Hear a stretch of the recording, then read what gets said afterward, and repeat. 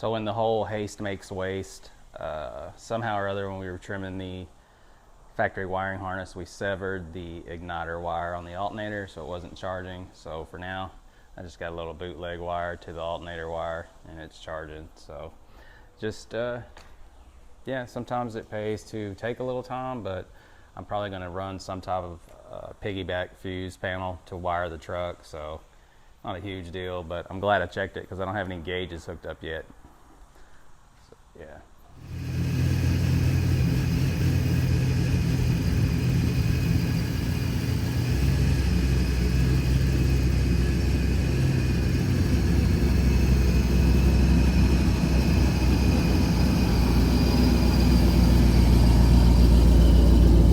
It's a nice, cool, I don't know, 150 today in Texas.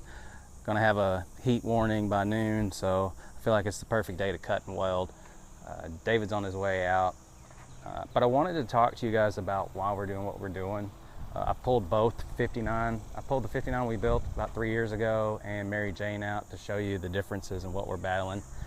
A lot of people, when they do these swaps, since the wheelbase on the Crown Vic is about 4.5, maybe 4, I don't know, 4 and some change longer than the wheelbase on a 59, there's ways to cheat it. You can cheat it in the wheel wells, you can cheat it the bed gaps, you can cheat it. There's a couple different ways. Our dumbasses aren't cheating anything. We're trying to make the wheels set in the wheel well just like they do on a 59, and I don't want an extreme bed gap. I don't want, that's why we're doing it this way. I've got a 59 that's lowered on its factory frame. The Crown Vic swap one needs to look just like it as far as I'm concerned, or I won't be able to sleep at night. I'm not bagging on anybody that doesn't do that, because I get it, it'd be a lot easier and a lot funner, and that's what this is about, but I can't do it that way. But I do want to show you what I'm talking about. I think we're going to shorten the frame on Mary Jane and then get the drive shaft shortened. It's a big step to only get 4 inches, but I feel like that's the only way I can make it look the way I want it to look. So a lot of people start with mounting the cab first when they do these swaps and line the firewall up with the firewall, or mount the cab where they want it to be.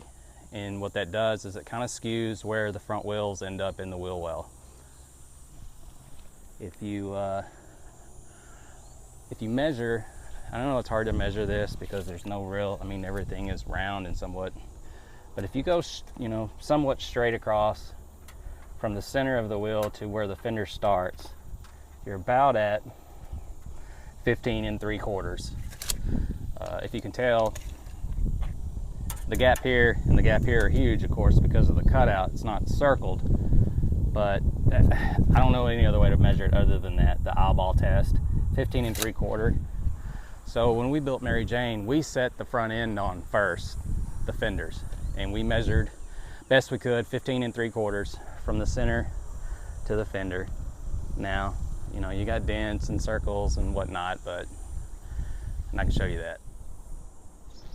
So same thing, and I get it, your profile of the tire is different, the wheel size is different, but center cap to center cap should still be about the same.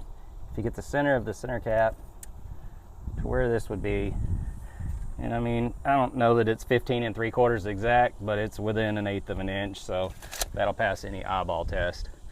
And to be honest with you, we measured what we could, but at the end of the day, I just eyeballed it. What that does on these Crown Vic swaps, if you don't do that and you try to cheat the front wheels, what you end up getting is this big blob of nonsense. It's the corner of the frame of the Crown Vic, and if you cheat this at all, that ends up being in the side of view more so than it is now. I don't feel like that's a lot. You're literally looking down into it to try to see it, but I might actually even fabricate a panel to stick on that so it looks like a fender well. But when I see these swaps, that's the first thing I look for to see if this is a swap. So that's something that we paid the price on for the firewall alignment, but I don't see anyone doing it this way. And you can see I don't know if you can see that in the picture or not, but freaking in some spots it's 4.5, 5 inches firewall to firewall with that plate that we did. And then the reason we're going to have to cut the frame now is because of that. So we just made some chalk marks on the ground, wheelbase to wheelbase. I don't know if you can see them, the sun is brutal. And then we're going to measure that to get our measurement, and we'll compare that to what the great Google says the wheelbase differences are between the Crown Vic and the F100. What are we doing? What are we doing today? We are shortening the frame, pulling out the drive shaft, and welding the frame back together. Which means cutting the frame on 2 sides. And then shortening the whole car? Have we done this before? I haven't really talked much to David about this, so this is kind of, I keep saying shortening to make it not sound as, I don't know, deathly, but the reality of it is, yeah, we're cutting the frame today. So we're going from this to...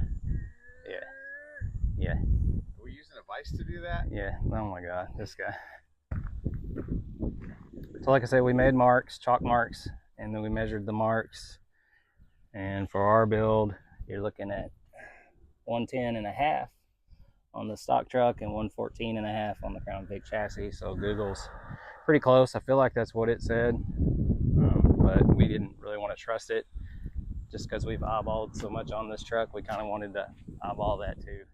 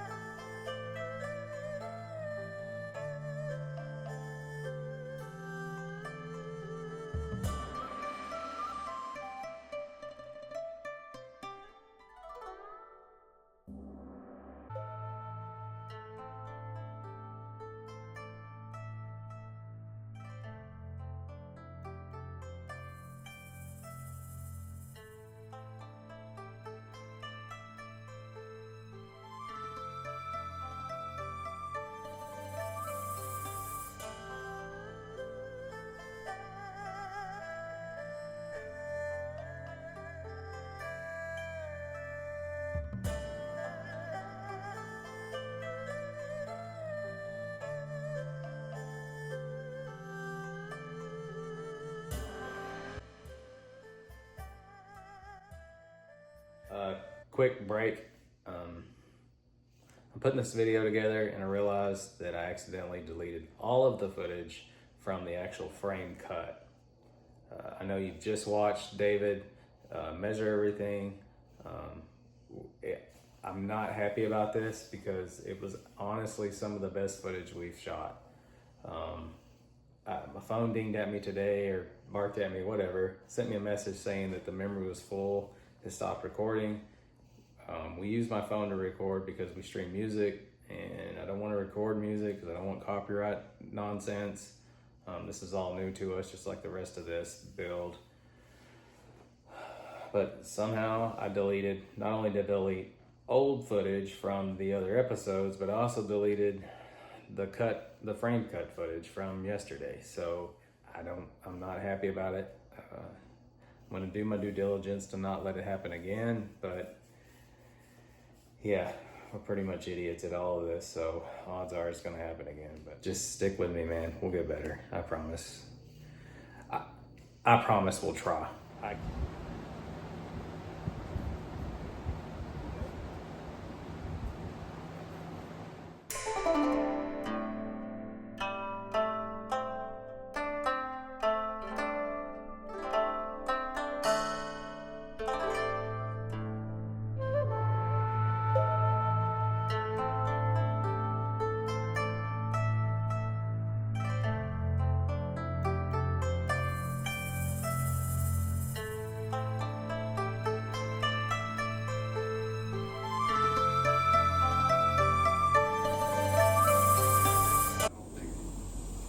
Just like that, it's a short bed.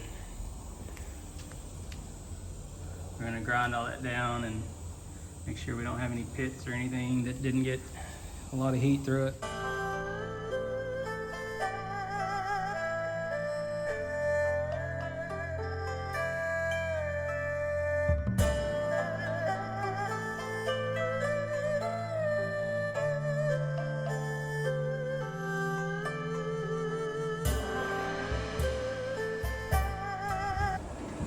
So we took the drive shaft to a drive shaft place in Fort Worth to get it shortened 4 inches.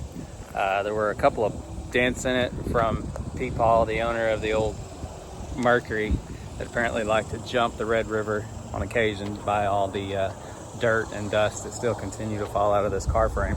It's going to be more money. I think he said it's going to be around $400, but B, it's going to be brand new and balanced with new U-joints in the yoke. So I'm not mad about it. It's just $400 is a hard lick to stomach on such a low dollar deal. It costs more than the car? I think that's pretty close to what we paid for the vehicle. Maybe not that one, but yeah. So good stuff. Today we're going to try to cut the factory floor out of the bed. Now that our wheelbase is a short wheelbase truck instead of a long bed, in theory, if we get the floor out of the bed, we should be able to set the bed on the truck body at least, even though it's not driving around anymore because it doesn't have a drive shaft. But I'm really happy with the way the frame turned out.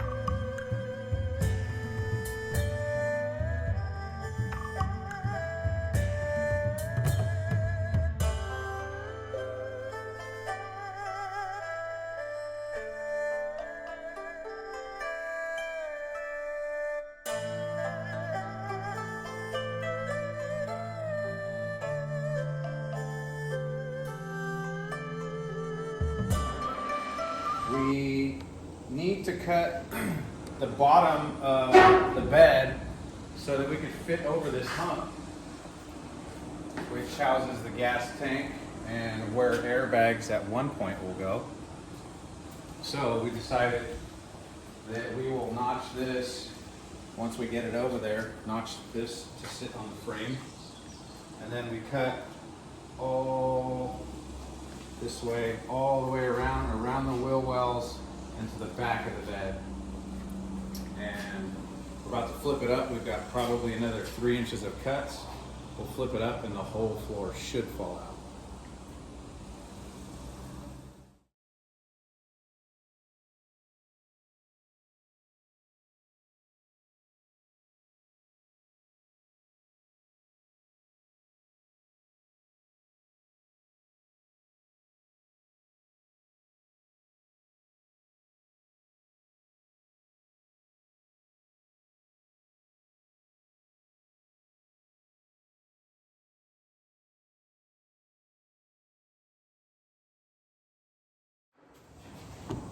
So first test fit proved that we need to trim some of the wheel wells out, and you can kind of see what we're talking about.